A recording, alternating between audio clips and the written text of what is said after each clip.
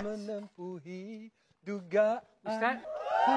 Sila duduk, Ustaz. Ustaz buat apa pada Lola sambil mengisap lollipop? Kita buat apa? Saya isap lollipop saja. Kau Jack.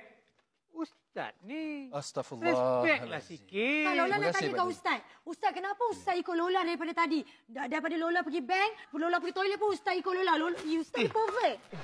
Ustaz cakap, Ustaz beritahu. macam ni. Terangkan. Pervert. Biar saya jelaskan. Sabar, bawa tenang. Buat tenang. Fridge magnet ni Lola punya ke? Inilah Saya maksud jumpa dia. tadi dan saya nak Magnet. pulangkan. Lola tak pernah lah ada fridge magnet semua. Jangan tipu lah Ustaz. Pada baby. Jangan sentuh.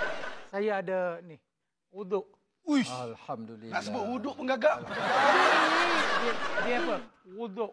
Wuduk. Betul Jangan kan? sentuh. Wuduk. Jangan sentuh, Pak Din. Aduh, jangan sentuh. Tak boleh sekejap. Tu Lola. Saya menang besar Ustaz.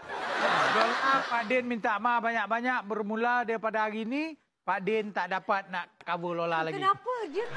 Sebabnya Ustaz ni beritahu Pak Din kalau boleh putuskan hubungan dengan Lola. Sampai hati Pak Din tak pernah tahu macam ni sebelum ni.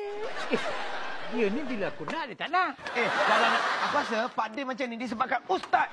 Ya, Ustaz ni dah Ustaz. yang membawa budaya negatif dekat apa kalau semua ikut Ustaz. Jaga mulut kamu. Jangan sampai menabur fitnah. Apabila awak menabur fitnah, sama juga awak menempah nama awak di neraka. Astagfirullahaladzim, Ustaz. Saya pun berkawan juga dengan Ustaz kat sekolah. Tak ada pun Ustaz yang nak label-labelkan orang sampai tempah nama kat neraka. Mungkin awak berkawan dengan ustaz yang tak diiktiraf. Label ni tu, label ni tak sama.